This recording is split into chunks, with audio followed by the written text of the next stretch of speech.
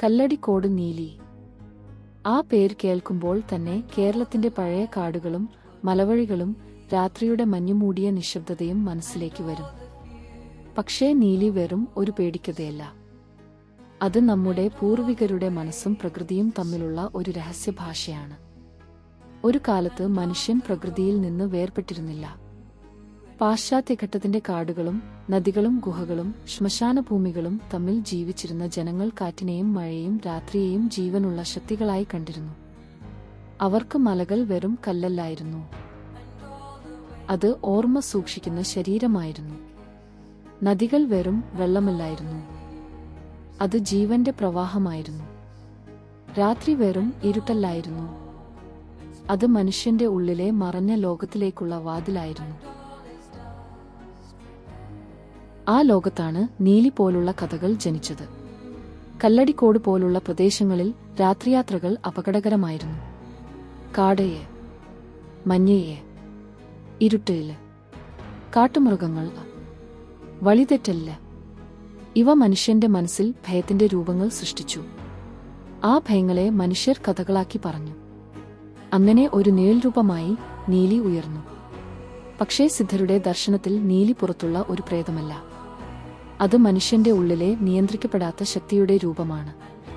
കാമംലെ, കോപംലെ, മോഹംലെ, അസൂയയില്, പ്രതികാരം. ഈ വികാരങ്ങൾ നിയന്ത്രണം വിട്ടാൽ അത് മനുഷ്യന്റെ ജീവശക്തിയെ തന്നെ കുടിച്ചു തീർക്കും എന്ന് സിദ്ധർ പറഞ്ഞു. അതുകൊണ്ടാണ് അവർ ഈ ശക്തികളെ അകത്തെ ചാത്തൻ എന്ന് വിളിച്ചത്. ഇവിടെയാണ് 390 ചാത്തൻ എന്ന ആശയം വരുന്നത്. പഴയ പാരമ്പര്യങ്ങളിൽ ചാത്തൻ എന്നത് വെറും ദുഷ്ടാത്മാവല്ല, മനുഷ്യന്റെ ഉള്ളിൽ പ്രവർത്തിക്കുന്ന അനവധി മാനസികോർജ്ജ പ്രവാഹങ്ങളുടെ പ്രതീകമാണ്. 390 എന്ന സംഖ്യയെ സിദ്ധദർശനത്തിൽ 3, 9, 0 എന്നിങ്ങനെ വായിക്കാം. 3 സൃഷ്ടി, സംരക്ഷണം, നാശം, ജീവിതത്തിന്റെ 3 ചലനങ്ങൾ. 9 സമ്പൂർണത, ഗർഭത്തിലെ 9 മാസം, ശരീരത്തിലെ നവദ്വാരങ്ങൾ, ചക്രത്തിന്റെ പൂർണ്ണ ഭ്രമണം. 0 ശൂന്യം, ആരംഭവും അവസാനവും ഇല്ലാത്ത അവസ്ഥ, സകലത്തിന്റെയും ഉറവിടം. ഈ 3 ശക്തികൾ ചേർന്നാൽ മനുഷ്യന്റെ പൂർണ്ണ ചൈതന്യചക്രത്തെ സൂചിപ്പിക്കുന്നു. സൃഷ്ടിയത്, സമ്പൂർണത, ശൂന്യംല്, ആരംഭം മുതൽ അവസാനമില്ലാത്ത അവസ്ഥ വരെ നീളുന്ന ഒരു ആന്തരിക യാത്ര. അതുകൊണ്ട് 390 ചാത്തൻ എന്നത് പുറത്തുള്ള ഭൂതങ്ങളുടെ എണ്ണം മാത്രമല്ല, മനുഷ്യന്റെ ഉള്ളിൽ ചുറ്റുന്ന അനവധി വികാരമർജ്ജങ്ങളുടെ രഹസ്യകോഡായും കാണാം. ശൂന്യം മുതൽ സമ്പൂർണത വരെ ഉള്ള സംഖ്യകൾ പോലും പഴയ സിദ്ധ പാരമ്പര്യത്തിൽ വെറും ഗണിതമല്ലായിരുന്നു. അവ ചൈതന്യത്തിന്റെ ഭാഷയായിരുന്നു.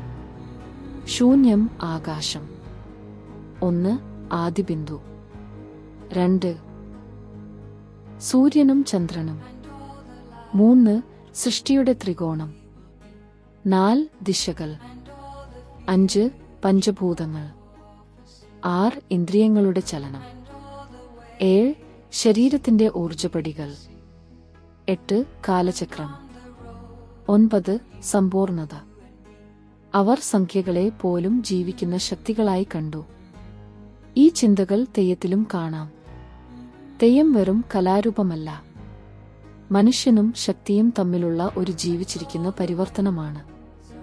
മനുഷ്യൻ മുഖം മൂടി ധരിക്കുന്നു, തീക്കിടയിൽ നൃത്തം ചെയ്യുന്നു, മദ്ദളത്തിന്റെ ശബ്ദത്തിൽ സാധാരണ ബോധാവസ്ഥ തകർന്നു പോകുന്നു. ഒരു നിമിഷം അവൻ മനുഷ്യനല്ലാതാകുന്നു, ഒരു ശക്തിയുടെ പാത്രമാകുന്നു. അതുകൊണ്ടാണ് പഴയവർ തെയ്യത്തെ അഭിനയം ആയി മാത്രം കണ്ടില്ല, അത് ശക്തി ഇറങ്ങിവരുന്ന അവസ്ഥയായി കണ്ടു.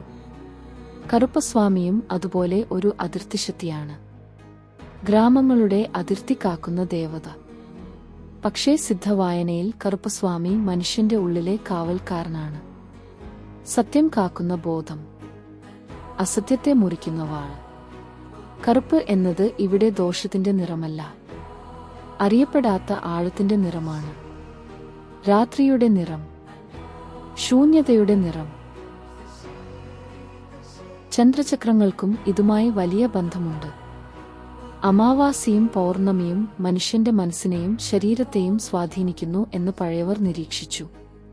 സമുദ്രത്തെ ചന്ദ്രൻ ചലിപ്പിക്കുന്നതുപോലെ മനുഷ്യന്റെ ഉള്ളിലെ ജലത്തെയും വികാരങ്ങളെയും അത് ചലിപ്പിക്കുന്നു എന്ന് അവർ വിശ്വസിച്ചു. അതിനാലാണ് പല തെയ്യങ്ങളും പൂജകളും ചന്ദ്രചക്രങ്ങളോട് ബന്ധിപ്പിച്ചത്.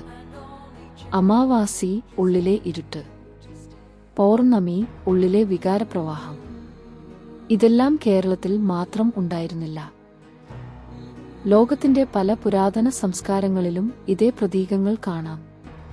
ഗ്രീസിലെ ഹെക്കേറ്റിൽ, ഈജിപ്തിലെ ആസിസ്ല, സുമേരിയയിലെ ഇന്നാന, ആഫ്രിക്കൻ ആത്മനൃത്തങ്ങൾ, യൂറോപ്പിലെ ഇരുണ്ട ദേവീ പാരമ്പര്യങ്ങൾ. എവിടെയും രാത്രി, സ്ത്രീശക്തി, ചന്ദ്രചക്രം, മരണം, പുനർജന്മം, അതിർത്തികാവൽ, ഈ ഒരേ ചിഹ്നങ്ങൾ വീണ്ടും വീണ്ടും വരുന്നു. കാരണം മനുഷ്യൻ എവിടെയായിരുന്നാലും പ്രകൃതിയെയും മനസ്സിനെയും മനസ്സിലാക്കാൻ ഒരേ തരത്തിലുള്ള പ്രതീകങ്ങൾ സൃഷ്ടിച്ചു. അതുകൊണ്ട് നീലിയെ 390 ചാത്തൻ, തെയ്യംല, കറുപ്പസ്വാമിയെ, ചന്ദ്രചക്രങ്ങൾ, 0 മുതൽ 9 വരെ ഉള്ള സംഖ്യകൾ, ഇവയെല്ലാം വേർതിരിഞ്ഞ കഥകളല്ല. മനുഷ്യന്റെ ഉള്ളിലെ ശക്തിയും പ്രകൃതിയുടെ ചക്രങ്ങളും തമ്മിൽ ബന്ധിപ്പിച്ചിരുന്ന ഒരു പുരാതന ദ്രാവിഡസിദ്ധ ഭാഷയുടെ ഭാഗങ്ങളാണ്.